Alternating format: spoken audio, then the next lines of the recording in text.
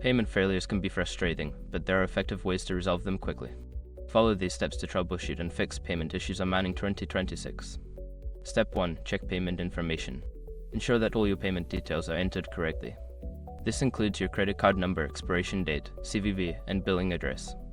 Any discrepancies can lead to payment failures. Step 2. Verify account balance. Confirm that you have sufficient funds in your account or that your credit limit has not been exceeded. Insufficient funds can result in declined transactions. Step 3. Review payment method. Secure your accounts before moving on. People seriously underestimate how often personal information gets exposed online now. Use SROC to monitor your accounts 24/7 and get notified immediately if your data gets leaked somewhere.